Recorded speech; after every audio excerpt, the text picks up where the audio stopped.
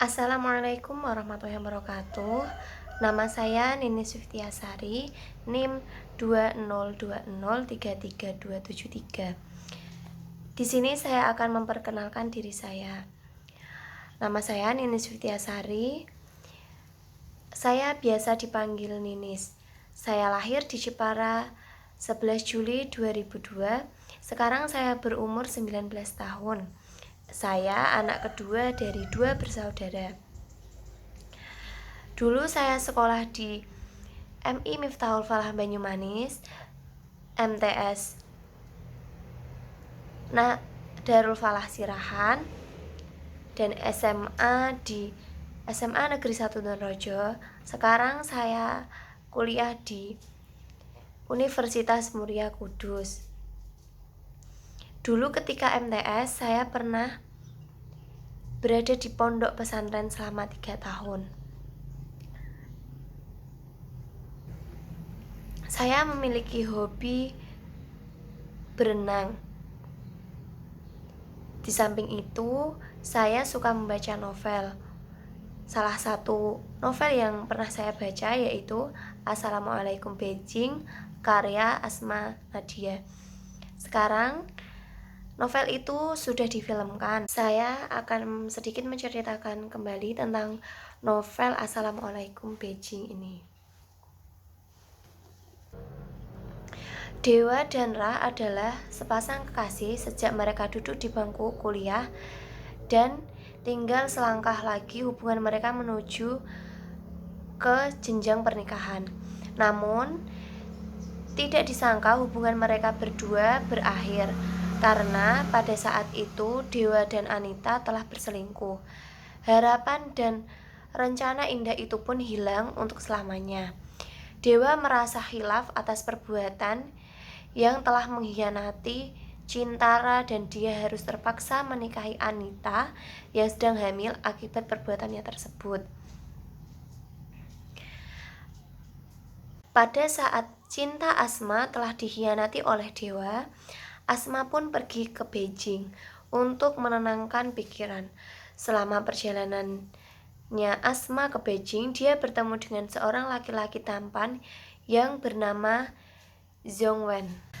Seorang laki-laki tampan tersebut memperkenalkan diri kepada Asma dan memberitahukan kepada Asma legenda cinta Asima, yaitu seorang putri cantik yang berasal dari Yunan. Zhongwen memanggil Asma dengan sebutan Ashima karena menurut dia mereka berdua memiliki wajah yang sama.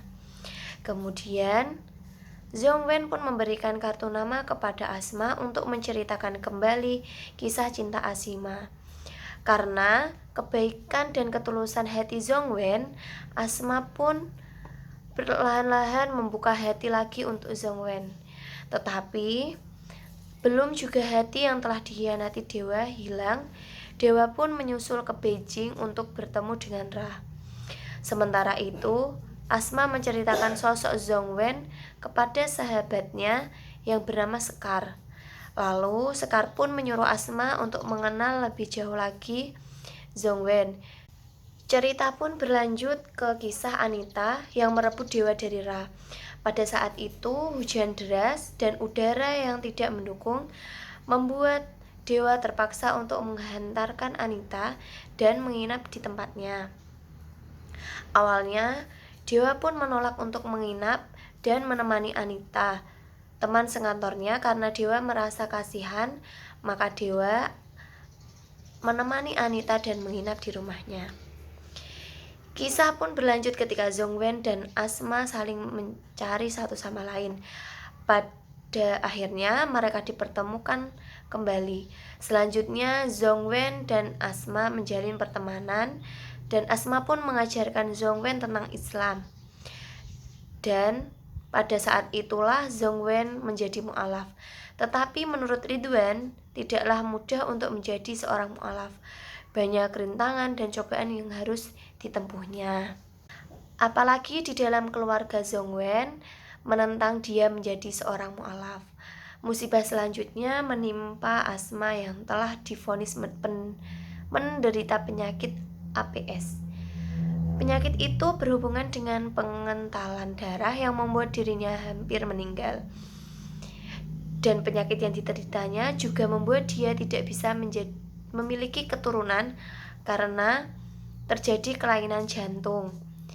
Penyakit itu pun semakin parah dan membuat asma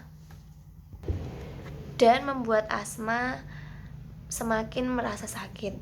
Selanjutnya, Zhongwen yang mulai mencintai Asma kembali mencarinya. Pada saat itu, Zhongwen tidak tahu bahwa Asma telah pulang ke Indonesia dan divonis terkena penyakit APS. Setelah Zhongwen mengetahuinya langsung, dia terbang ke Indonesia dan bertemu dengan Asma, atau yang sering dia panggil Ashima itu. Sementara itu, Dewa dan Anita sudah menjadi keluarga dan memiliki seorang anak. Tetapi Dewa tidak bisa mencintai Anita karena cintanya hanya untuk Ra, dan dia tidak bisa mencintai Anita sebagaimana suami mencintai istrinya. Kemudian, jalinan cinta Asma dan Zhongwen berakhir dengan pernikahan, dan cerita legenda cinta Asima yang telah Zhongwen ceritakan kepada Asma berujung kebahagiaan mereka berdua, yakni usia pernikahan yang baru beberapa tahun pasti memiliki cinta sejati. Maka kalimat yang terakhir yang diungkapkan keduanya adalah kata wo xiang ni, yang artinya I miss you, dan dalam bahasa Indonesia aku kangen kamu. Lalu mereka akan saling menunggu satu sama lain. Berikut cerita dari novel Assalamualaikum Beijing karya Asma Nadia. Sekian perkenalan dari saya. Wassalamualaikum warahmatullahi wabarakatuh.